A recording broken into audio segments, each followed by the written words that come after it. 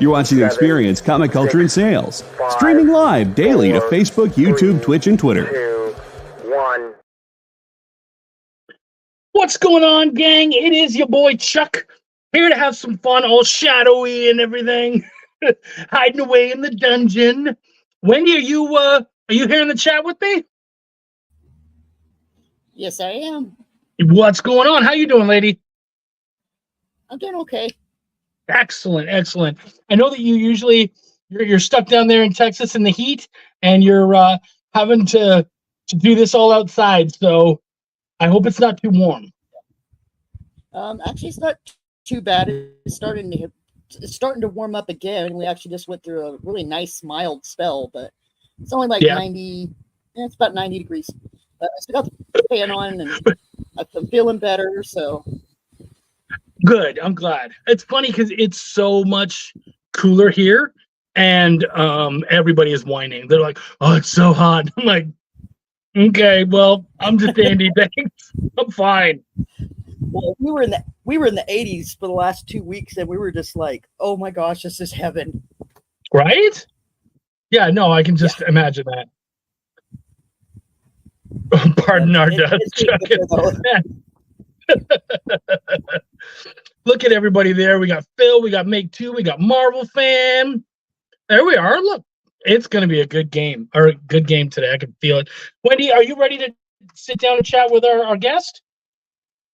I am. All right, then let's do it. See you in just a sec.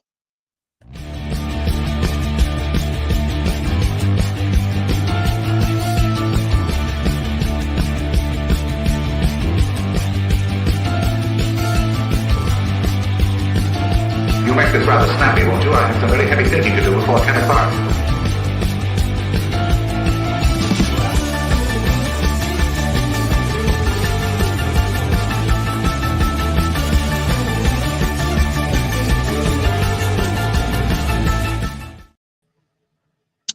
Kenric, what's going on, man? What's going on, buddy? Not much.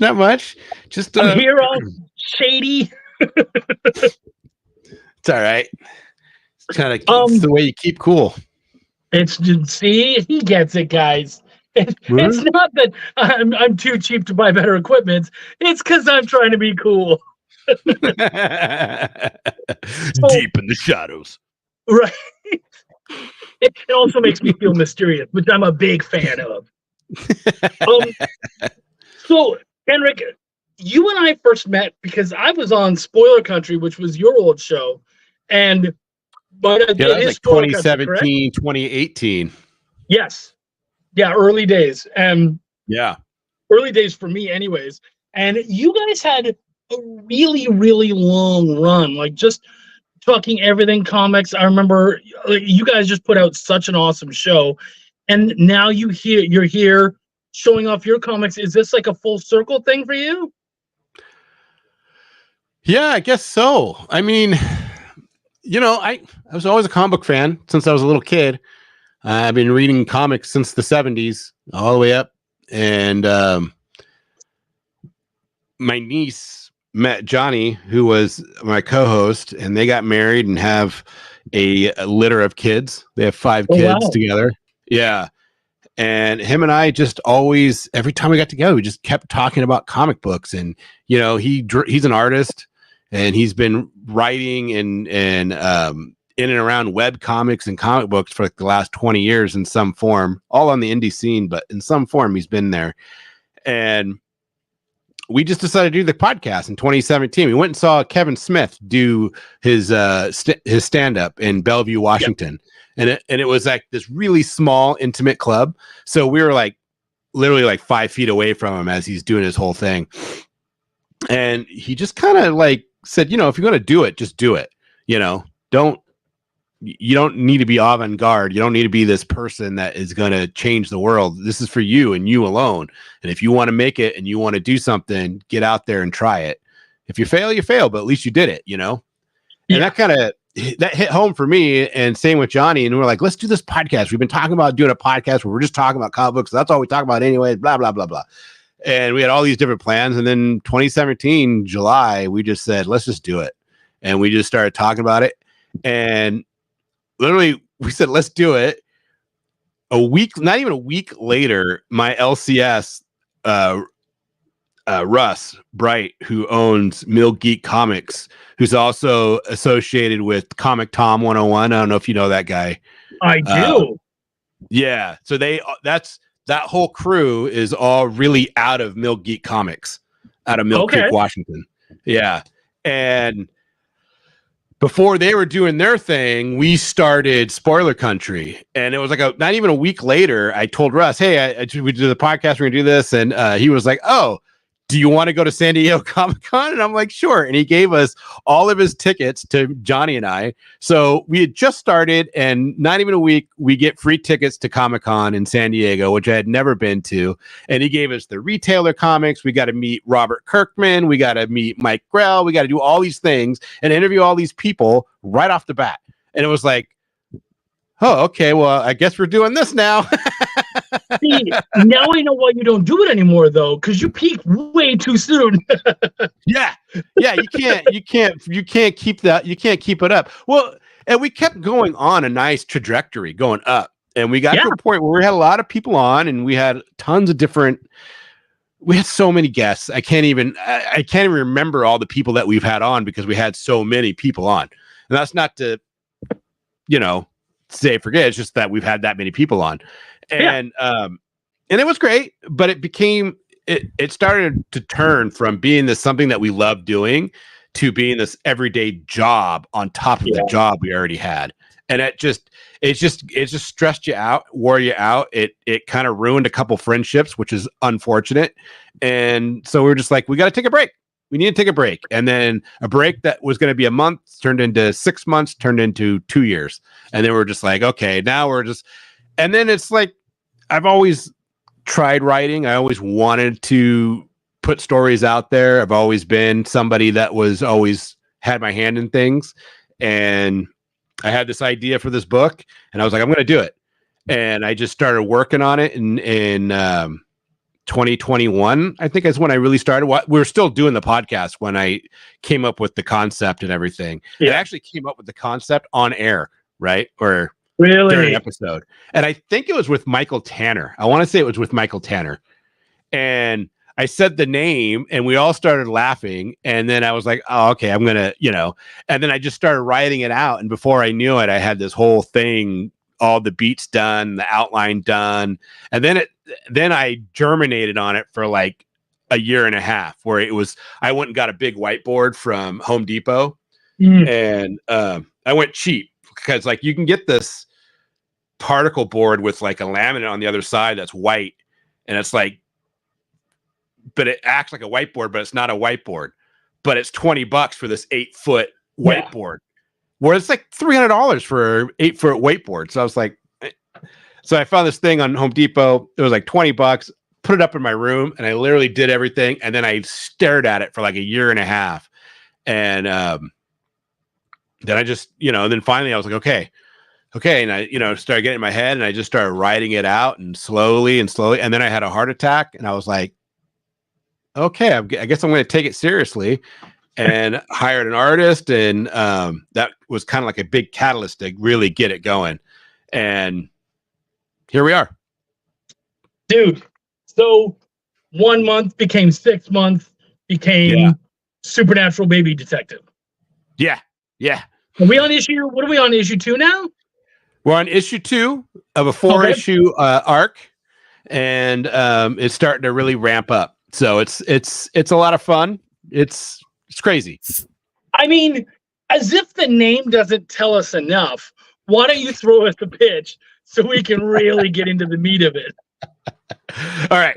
So Frank is a private eye. It's the late 90s in Seattle, Washington. I grew up in Seattle, so it's just kind of right what you know, right?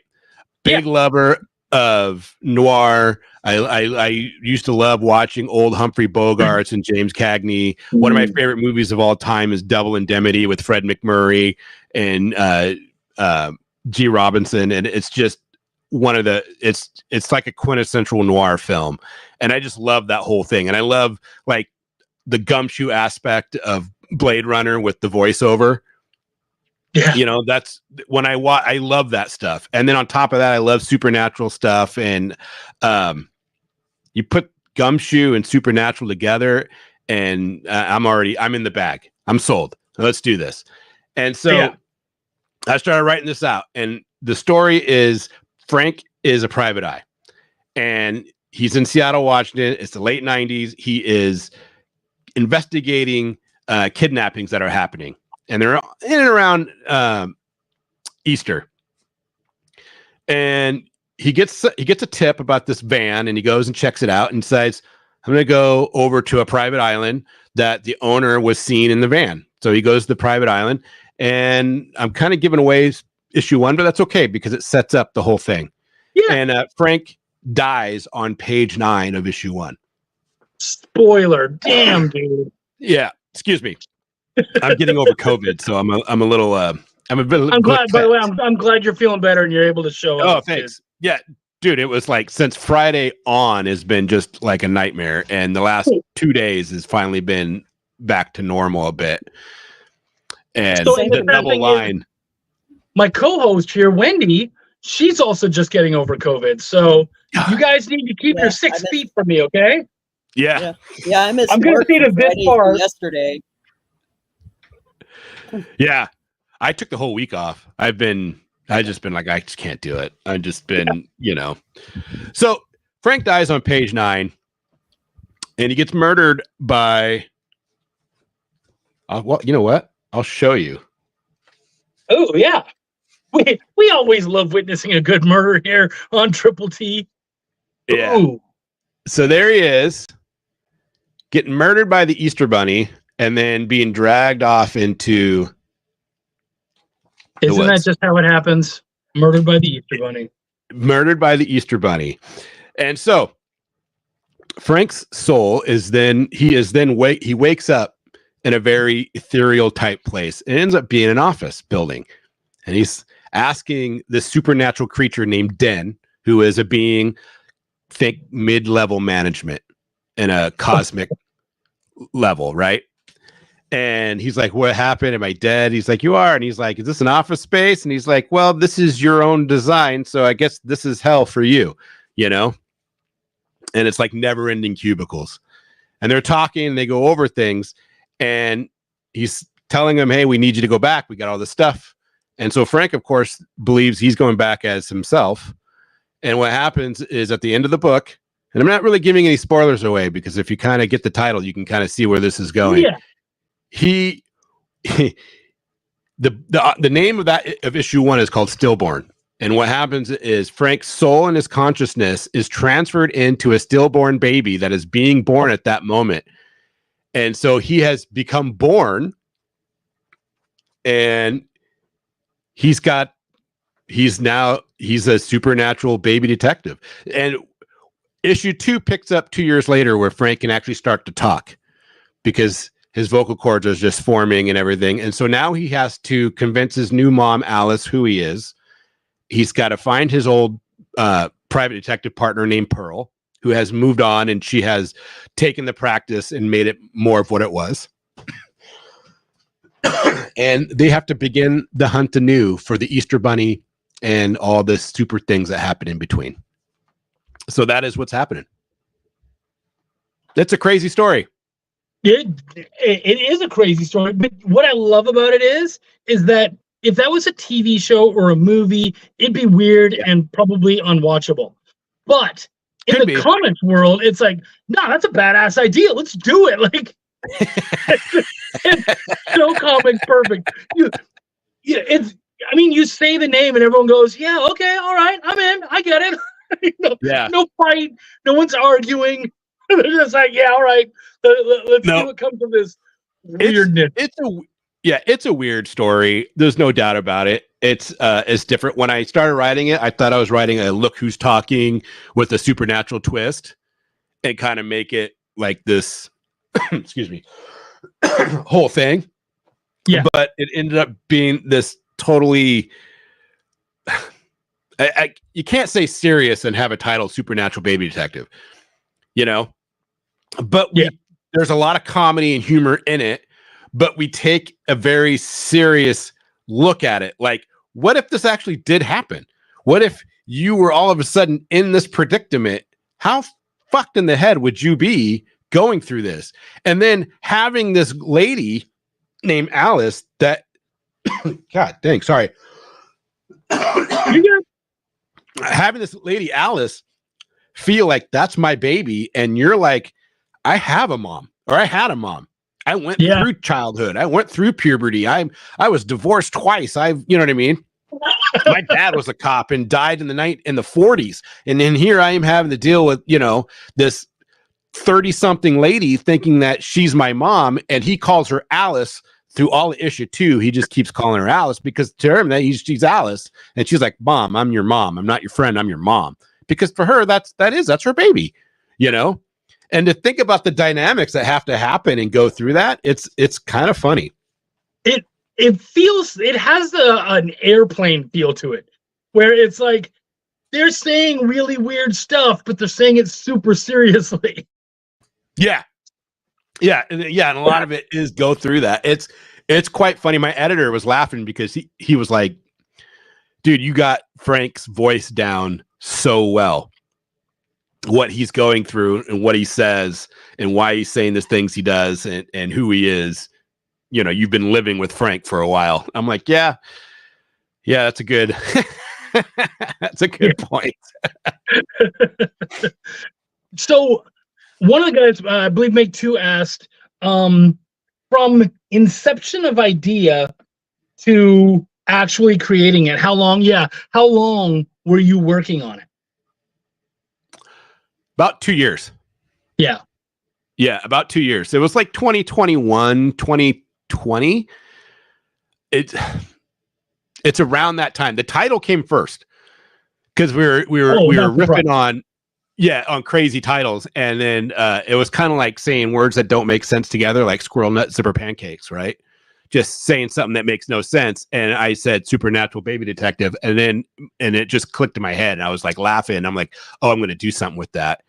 And then it just became more and more. And so it's about 2 years, and it really was figuring out. First came the characters, who was going to be, you know what I mean? And then once I had the characters, then it came to outlining it all and then deciding how it was going to flow. But of course, as soon as I outlined all 4 books and I wrote the first 2 books in one thing, book 3 and 4 now have to be completely rewritten and are on a totally different trajectory. Yeah.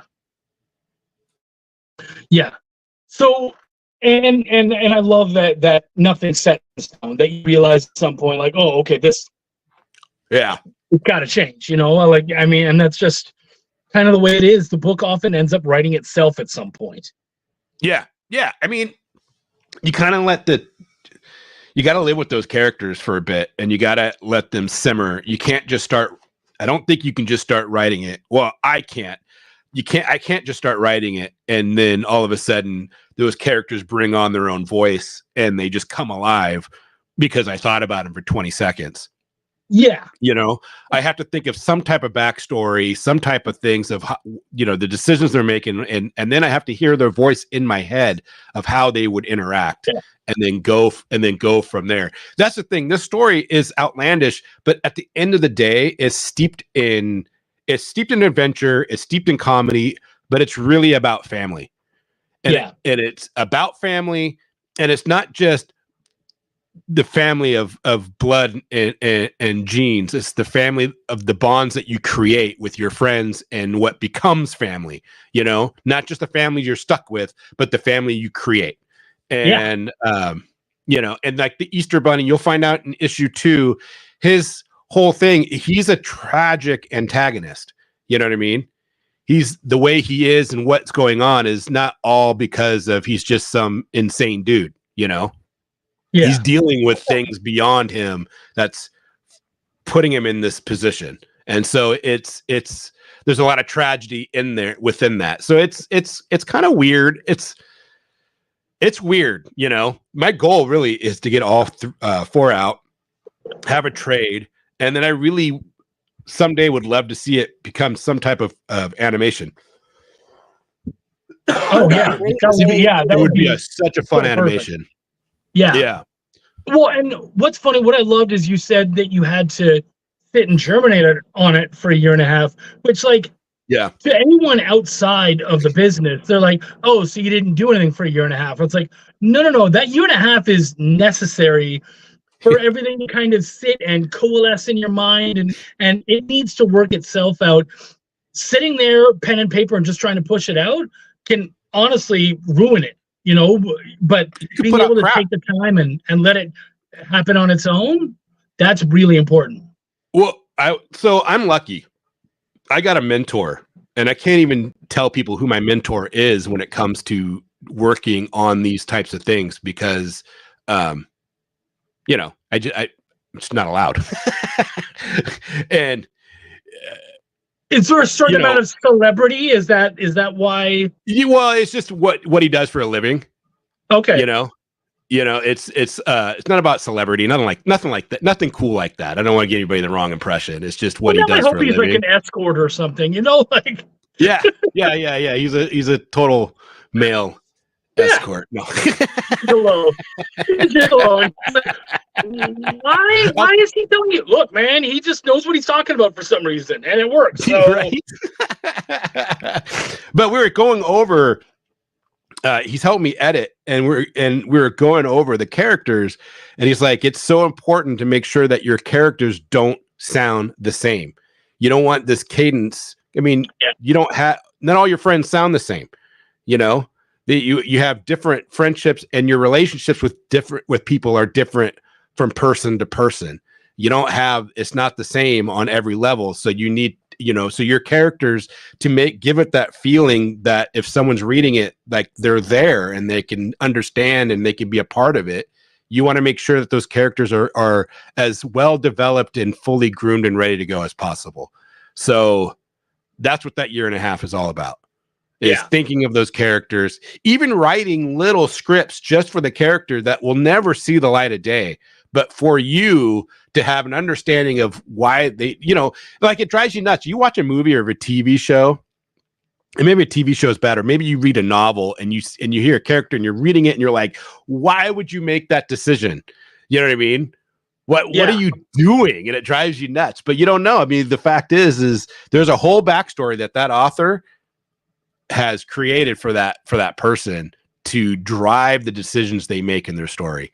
And I feel you on that. I remember one of the first books I ever worked on, Swords and Sorrows, and he brought it to me and looking it over, and he said, look, I don't know how to fix it, but I feel like it's a little lifeless, and other people have too, but I don't know how to fix that. I don't know what to do. And I said, well, I think the problem is that he had a really cool idea, and he had two characters that were supposed to like play a role, and he didn't have any kind of backstory for them and whatnot.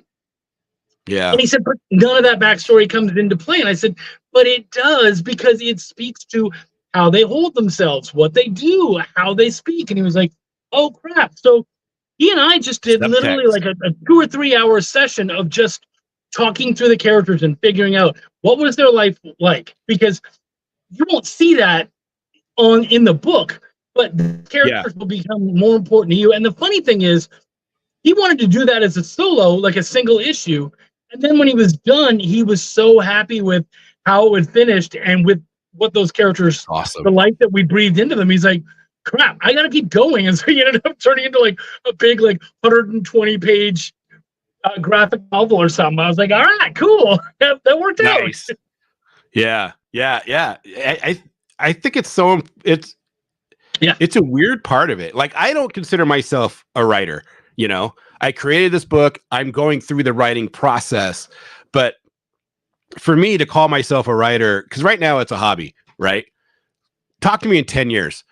Talk to me in 15 years when I've had 10 books or 15 books that I've been lucky enough to get done. It's hard for me to be on my first set. Like, this is my first real set of writing. and to like the Chuck Pineaus, seriously, like the writing that you've done, and the Vendittis out there, and the Ben Templesmiths, who have been working their ass off in the industry and putting their blood, sweat, and tears for this for so long and have paved that way. I think those are writers right now, you know. And then maybe once I've been able to get through that fire, you know what I mean, that those initial things, and I have, maybe I'll get some success, maybe with this one, maybe with the next one that I have ideas for. The one thing I have going for me is I have a shit ton of ideas in my noggin, and you know, and the craft is getting better and better, and I think that's why it takes me so long to get this one out, because I'm not somebody who can just sit and like just fire things out. So what I would tell you is that, and I'm pretty sure that any of those other people who you named would say the same thing, and that is, once you write and publish a book and get it out there, you're a writer. Yeah. Like so you can say I'm not a writer, you can say all that stuff, but sorry, Chucky's calling bullshit. You are a writer. You've done it. And no matter how quickly it comes out or any of that stuff, yeah, you're stuck with us, man. You're officially a writer. You know, you're a peer. There's nothing you can do about it. You can try to take that away from yourself, but we're not gonna let you do that. You're a writer and you're stuck with us. So sorry, homie. That's just the way it is. So can we take a look I'll at the take Kickstarter? it. What's that, Wendy? So can we look at the Kickstarter? Of course. See, this is why she's here. Because I've been wanting to say that for 5 minutes, but I was enjoying your company. Let's check it. So tell us all about some of the cool stuff we can find on the Kickstarter for Supernatural Baby Detective. Yeah, so that is just that background. There is a scene from issue 2. And then, of course, I added the logo and all that fun stuff. And if we go down, we'll see the story so far. Issue 1, issue 2. That is the cover for that is the main cover for issue 2. And my thought process in this is Ram Sandoval is he's great. He kind of reminds me of early Mike Mignola. He's out of Mexico. He's super nice. If anybody's out there that has endeavors to be an artist or to create their own book, he's a great person to partner with. That design there. This one is cover B. That is from Mandy Hansen. She is a student over at the University of Washington. She's awesome. She's amazing. I said I needed a cover because the book, the title of issue 2 is Adventures in Babysitting. She says, I know the perfect thing to do. And she came back with this homage to Adventures in Babysitting, the movie, which I thought was perfect. Yeah. And then this is Rick Bugby. Didn't even ask. He just sent a bunch of stuff over one day. And I was like, you're amazing. That's amazing. That is cover C. And yeah. And then we have a new character coming out in issue 3, and he did the design for that. So I'm excited for people to see that one. That's Frank's 2 years old. That's at his birthday. And then we have Alice's mom. Yep. And then Pearl, she is his partner from the private investigations from issue 1. And then she's also in issue 2. That's Jeremy. Jeremy is Pearl's new partner. Okay. Yep. And then that's a deep one. That is the great Ram's design. Actually, all of that is Ram's designs. And then the Easter Bunny from issue 1 that we actually showed. Yep. And yeah. And then here's some really cool previews. So we're really lucky. So we have an amazing team on these books. We have Ram doing the art, Ram doing the color now. We had Horsley doing the color on issue 1, but he's doing the Ram's doing the art and the color now. I'm writing it. And then we have Greg Smith editing. And then we have the great Richard Starkings as our letterist. Oh, yeah, that's right. Yeah. Yeah. That's and insane, so dude. Eisner Award winning, did the lettering on The Killing Joke, did a bunch of stuff with Alan Moore and with, you name it, he's worked with them. He's done he's done tons of DC, Marvel. The guy is the man. So we're super lucky. Great? You know what's great about him is that as a comic fan, it's Richard Starking. Yeah. He's a letterer. No one knows any of the letterers, but we all sure the hell know who Richard Starking is. And so that's, you're good at your job when your job is one where nobody knows who you are, but everybody knows who you are. Like, that's huge.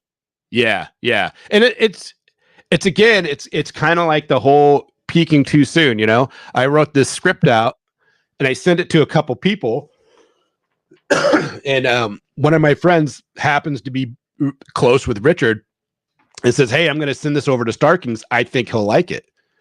And I was like, "Oh, I don't think I can afford him to do my book, Yeah. Because you still got to pay." Yeah, of course. And Richard read the stuff and he's like, "Yeah, we're going to do this and we're going to do it for this price." And I'm like, "Oh, that's a price I can afford." Oh. He's like, "Yeah, because I'm going to give you like the mate deal." And so I got super lucky. I just got super lucky. And now Richard's like, whatever you're working on, just let me know, send it over, we'll do it. And so I got Comic Craft as my letterer, which is, I can't even begin to explain what that feels like.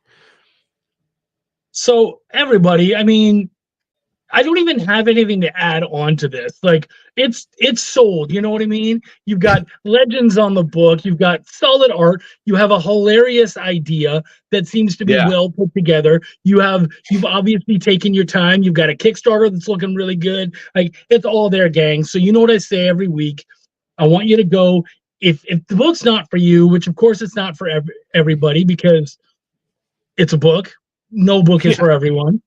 That's right. I mean, then share it with someone who would love it. Show it around, share it on your socials and stuff. And if it is for you, pick up 10 copies. Make up for all the shares, okay? If you guys can do that, that'd be great. I got like 6 days left and I need to gain like $900 to get this thing funded. Oh, which is insane. So I would actually tell you that it's not. That's in your last 3 days. You always get a bump. So I think that's very doable. Yeah, I hope so. Yeah, no. I still got a few people that I'm relying on to say, "Hey, get in there." Yeah. Well, and as soon as I saw, like, you and I were on a show together, as soon as I saw that you were doing something, I was like, "Oh, I gotta have you on the show." Absolutely. Yeah. I appreciate it. Oh yeah, no, of course, man, of course. So we are gonna have to head out and do the trivia. I can already see Wendy. Yep. If she were right in front of me, she'd be like, "Come on, we got to do a commercial." Thank you. I appreciate. I seeing it in my head. So can you just tell us? I know that you brought something special for our winner today. What do we got to show off? Oh well, I was gonna do a signed copy of issue 1, variant B.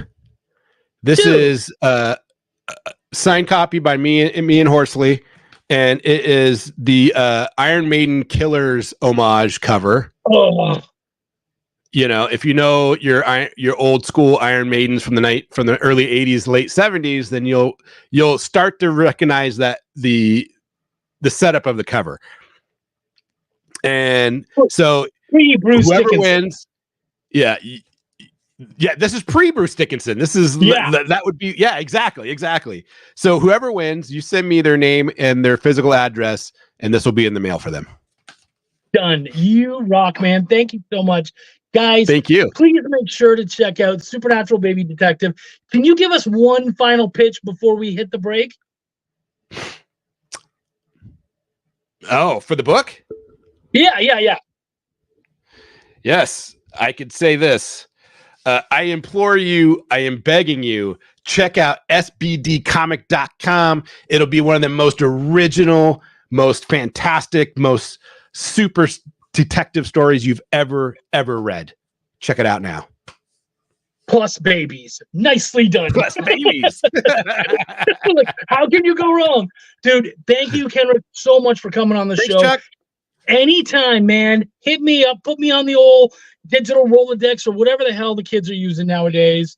And I will totally be there. Dude, again, thank you so much. Guys, thank you, sir. We're going to be back with that awesome prize and, of course, the trivia to find out who gets it right after these messages. Join the party. Head over to our link tree to find all the links for everywhere the experience is all the time.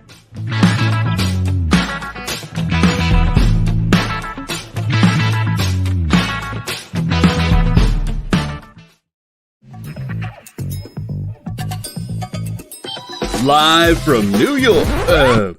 What? Oh, sorry. Live from Cleveland?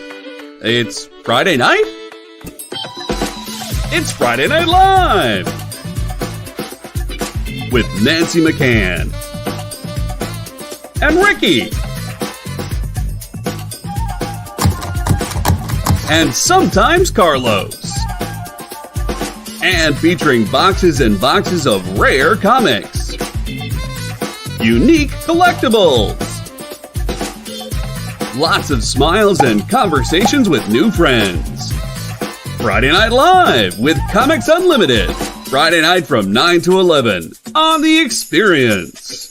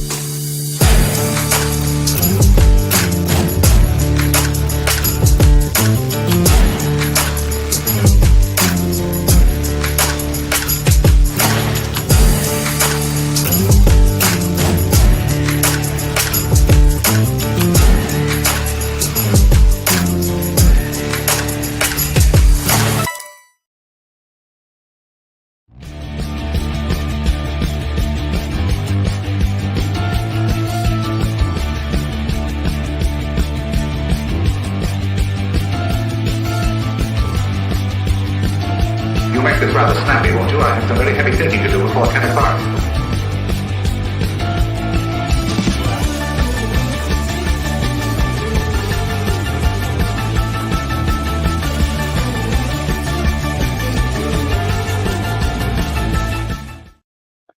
What's going on, everybody? We are back. Here we are on the EXP Triple T.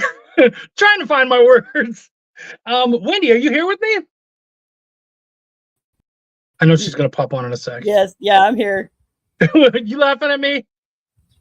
Yeah, you need cue cards or what? I do. Where have you been? What do you mean? Where have I been? I mean, not here. Where are you? I could feel you at one point towards the end, kind of going, "Okay, wrap it up." Were you? Yeah, I can feel it. I like, and what's funny is, even when you're not on the show, I still hear it now. Where I'm like, "Yeah, she's definitely telling me I've gone too long. I gotta move on." Yeah, and some of my trivia questions are long-winded. Like there's a lot of words to them, so we're gonna have to get through them pretty quick. Cool. So then let's get to it. Wendy, thank you so much. Wendy did all of the trivia today. I didn't. So I don't know what the questions are. So I might end up answering with you guys. Here's how it goes, though. Person with the most answers at the end wins. We tell you no Googling. It goes too quick usually to Google anyways. But nonetheless, we'll make sure that if you guys are stumped, we will give you hints. We want you to get the answers. First person to get it right gets 3 points. Second person gets 2. Everybody else gets a point. At the end, the winner gets that awesome issue 1 cover of Supernatural Baby Detective. Wendy, you got that question 1? I do. Let's go. Number one, earning $211 billion at domestic box offices on opening weekend.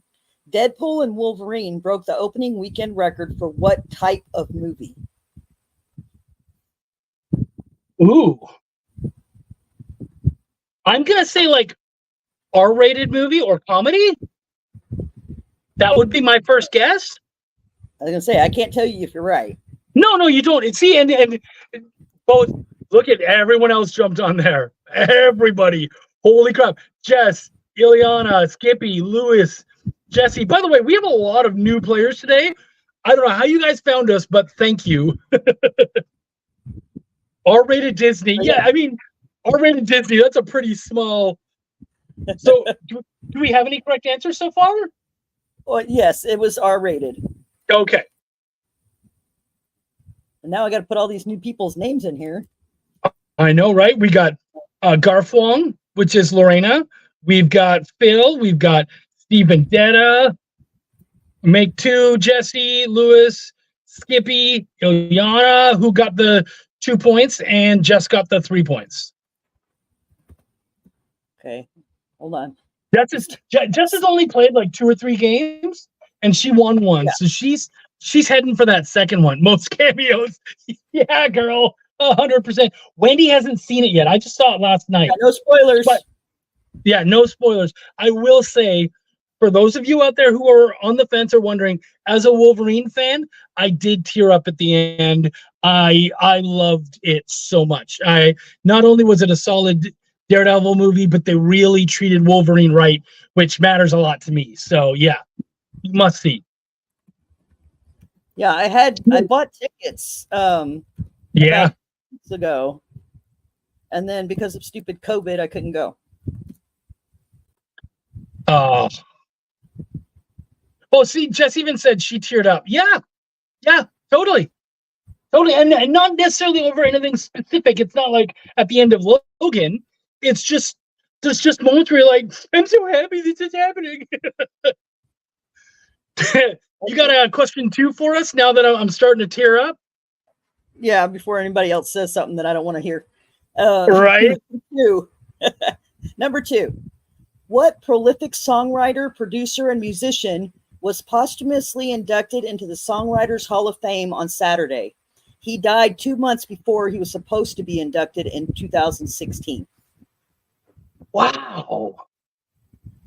I gotta go back. Who died in 2016? So what? Singer, songwriter, and what? Singer, songwriter, producer, and musician. Huh. Oh yeah, okay. Somebody gave a good one, and I wouldn't have thought of that. Make two. I hope Make Two's right because that's a really good answer. Now, I don't know who John Mayhall is. Am I ridiculous? I don't know who that is either. Perfect.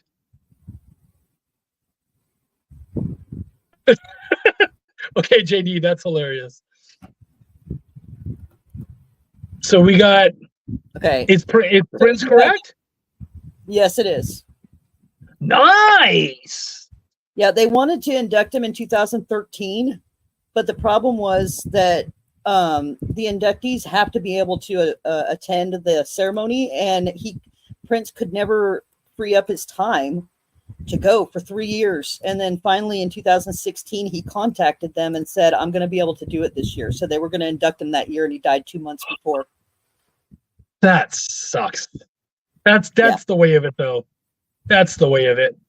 So who did what? Make Two got the points on that one, which yep, I gotta try not to make surprise, but Make Two. And then Skippy got the 2 points. And well, so is it Skippy or is it Phil? Because Phil said Prin.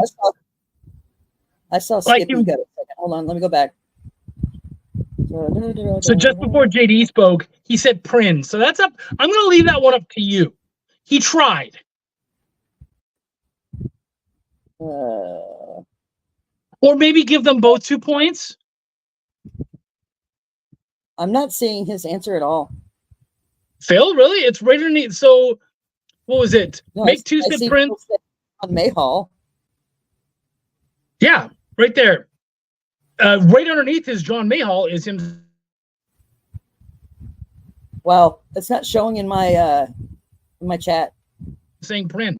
Well, I promise it's there. So you want to do one for make two and then two for both Esther print for both Phil and Skippy?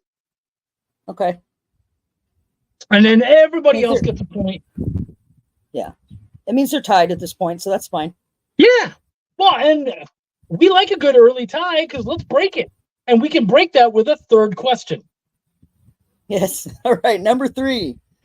Which former president teamed up with Spider-Man in 1999? Oh. In the comic books. It's funny because Obama was in I believe it was Spider-Man before he even became president, as he was doing his initial run-up. Yeah, so it's not Obama. I'd guess Clinton. In the 90s, I'm gonna guess Clinton.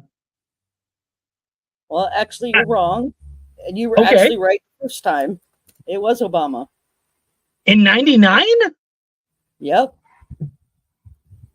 So are you sure? Got the 3 that's what I found, yeah. Everybody in the chat saying it too. Well, they're saying it because I said it. No, they said it before you did. At least Skippy did anyway. And then Jesse gets the 2 points. Jesse Duran. Okay. And remember, everyone, even if you don't know the answer so that we can make sure you get your 2 points. Damn you, Chuck, gaslighting me into thinking I was wrong. That is how I do it. Ow.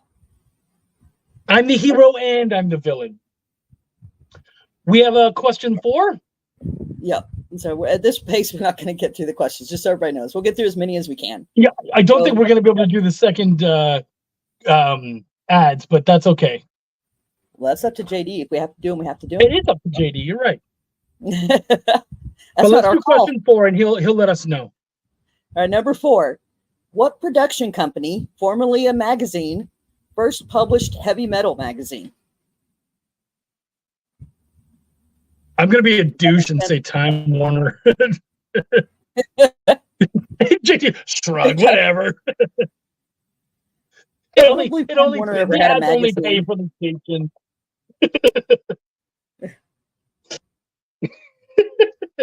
So when I say a production company, it's a movie production company. It was a magazine to begin with, then became a movie production company, and it was the first publisher of heavy metal magazine. Oh, was I right with Warner? No, but we do have a good answer.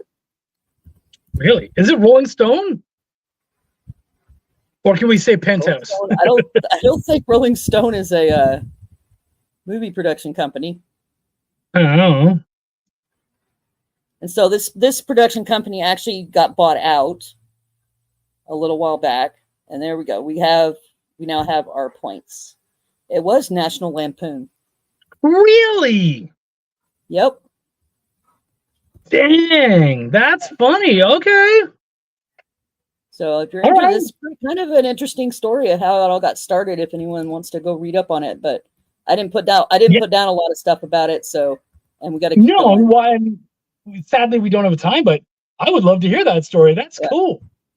We got number 5 going on. Yep, number 5. All right.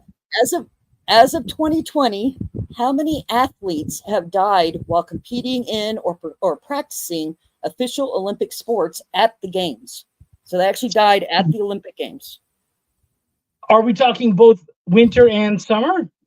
Yes, winter and summer. That does not include through illness or acts of terrorism or anything like that. Just while they were performing their sport, they died. So like when the bobsledding team from Georgia, the tragedy with that and stuff like that. Yeah, thank you. We do have our points. So it is 5. 5. It was 5. So it was 2 in the luge, 1 in cycling, 1 in alpine skiing, and 1 running the marathon. So is that Lewis and Skippy? Yes. Okay. But everybody seemed to jump on 5. Lewis, Skippy, Jess Yeah, I jumped guess on it. maybe- Jesse jumped on it. Ilyana, like, I'm guessing maybe it's something they've talked about while the Olympics have been on. I don't know. It was just something that I thought about, and I thought I would look it up. Skippy's like, I was just spitballing. Well, good job. Sometimes it helps to guess. Yeah. All right, number 6. Yeah. No. Introduced to the X-Men at the age of 6, who is the younger sister of Colossus and possesses supernatural abilities such as teleportation, time travel, and sorcery. I went along with that. Young and supernatural. That's funny because one of our players could just use their own name. And they did. It was smart. Yep. So they got the 3 points, Ilyana. And then Lewis got the 2 points. Yeah, dude. Okay. Nicely done. Nicely done. And so here's the funny thing. I was actually playing Fortnite with Ilyana earlier today. And I was like, do you know that you're named after a X-Men character? And she was like, really? And so I told her about that. And so not knowing that this question was coming up, which is hilarious. That's funny. Right? Yeah. Question 6? Number 7. Oh, 7. Okay. 7. C. Auguste Dupin is generally considered to be the first fictional detective created by which American writer and poet? I'm with you there, JD. I've only heard. I haven't watched the movie yet, but I've only heard good things about the actual acting, especially Magic and Wolfsbane. I've heard really good things about them, so I still want to check it out. New Mutants. And what was that question again? Right. Well, we have our answers. Oh, good. So basically, the first, what is believed to be the first detective character in literature, was created by Edgar Allan Poe. I think, you know what's funny? I believe I've actually asked this question before. Oh, okay. But I don't think you were on the show. That's what's funny about it. Yeah. Okay. Yeah, Arya does play Wolfsbane, and I've heard that she did really good. I still want to watch it. Number 8 or 9? Number 8. Okay. Which DC comic book character has a genius level intellect, extensive knowledge of the occult, and uses magic while working as a detective and con man? Oh, okay. I know this one, so I'm gonna be good boy.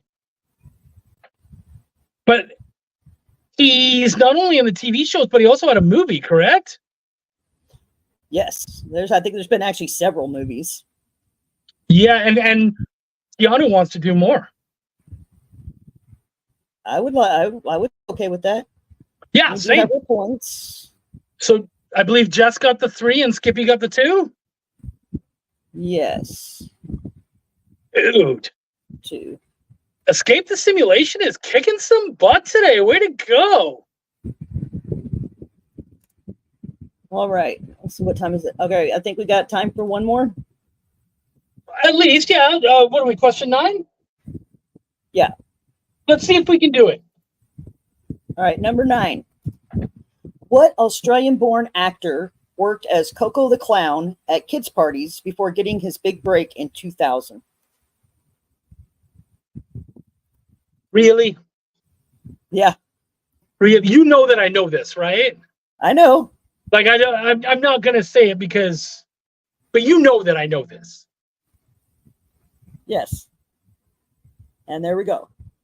Does anyone else watch Hot Ones? Right? That was a good episode, too.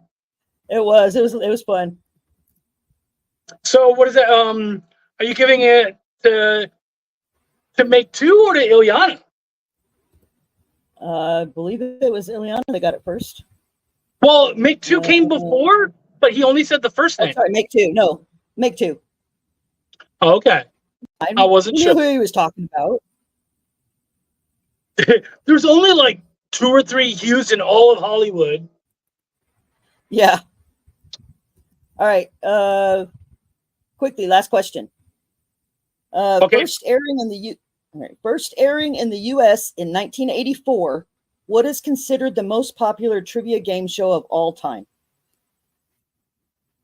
Again, pretty certain I know this, so I'm not going to say anything. Yeah, pretty easy one. Guys, remember, we're playing for the issue 1 signed variant of Supernatural Baby Detective. So make sure you get your correct answers in. Make sure. All right, there we go. It's got to be Jeopardy, right? Yeah, of course. Yes. So we got Ilyana with the 3 and Jess with the 2. Yeah. Jesse with the 2, yeah. Yeah. All right. We got a Jesse and a Jess. I'm glad that she's under Escape the Simulation.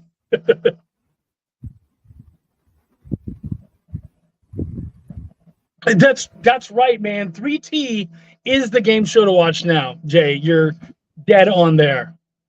So, guys, we are playing the winner, who Wendy's working out the points right now. The winner is going to take home that awesome variant cover of Supernatural Baby Detective. Please remember, everyone, check out the Kickstarter, share it around, especially the winner. The winner should always have to share it. I'm just saying, I'm throwing that one out there. Thank you to the EXP, to our awesome producer who deals with all my crap, JD, to my lovely co-host, Wendy. Wendy, who's our winner tonight? Hold on, we got a lot of players. We do, and I feel like there's a couple. Skippy had a really good game. Jess had a great game. Ilyana had a great game. Like, there was some really good. Yeah. Yeah, it was very close. So we did have a winner. The winner won by 1 point, and we had a 3-way tie for second place. Ooh. Yes. Okay. So our winner tonight is a newcomer. So congratulations to Ilyana. Ilyana, congratulations. That's amazing. Way to go. I gave up no answers, I promise. Everybody, thank you so much for coming out. Wendy, always great seeing you. Yeah. All of you guys. And Ilyana, make sure you register, Wendy, so that we can get your information. There you go. Yeah, register. Give us your info so that we can have that sent to you. Guys, thank you so much. My swear word was taken, so I can't say it, but I'm Chuck, and I care. See you guys next week. Or I'll keep hanging out here. One or the other. I'm having a good old time. If JD wants me to keep hanging out, I'm going to do that. So how's everybody else? Oops, I got an alarm going off. I set an alarm to remind me to give Becca her medicine. Oh, okay. Well, I mean, we're still live, so I'm just going to hang out and hope that everybody's having a really good time. And yeah, because I can't just leave. Yeah. See y'all. Right? I love that. My name is Chocolate, and I give a fudge. That's great. I hope JD's okay. Now I'm like worried. Did say he was waiting for that health scare to get him into doing something. Right. Maybe his health scare was way worse than we were hoping for. Or maybe we're suddenly doing a 2-hour show and nobody told me. I mean, that could be, I suppose. Right? Do you mind sending him a message real quick on the old chatteroo and see what's going on? I'm vamping, everybody. Like, I'm just gonna stay over here and tap dance until the show's over. If you guys have any questions, you have more trivia, we'll just find some random ones. Well, yeah, we only wrote 10 questions. I mean, Yeah, I know. Everyone's like, give us another question. Do you have any trivia just sitting around? Well, no, but I wanted to talk something really quick. I mean, if we have a second, I might get cut off, but we seem to. So try. Really, really quick. The thing that Kenric was saying about getting to know your characters, like anyone who's interested in writing and whatnot, it is so important to take the time. And I loved how he explained it. Like you start off and you're kind of like they're your friends, but they become your family. And it helps so much, especially writing dialogue and taking those characters through a story to know their voice and who they are and whatnot, and get to know them. I mean, it took 20 years, for us I wouldn't say we stewed on these characters, but for 20 years we got to know certain characters that we then wrote stories about. And I can't even express how much it helps to know those characters' voices. Yeah. So he went about it the right way for sure, if that's how he did it. All right. I have a trivia question. What year was my brother Matt born in? What year was my brother Matt born in? I would know that. Well, I mean, Make 2 said, if there's an answer that's 1983, I'm in. So I was like, all right, I'll give him a question. There you go. Well, so he got it right. Yeah, hey, he got it. Way to go. Ileana still won, but we're glad to have you here. And you know what? JD's back, so we got to go a little long, and I loved doing that. Guys, thank you so much. We will see you again next week here on the EXP for Triple T. See ya. In a world where you hit like and subscribe on our YouTube channel, that'd be really great. Thanks.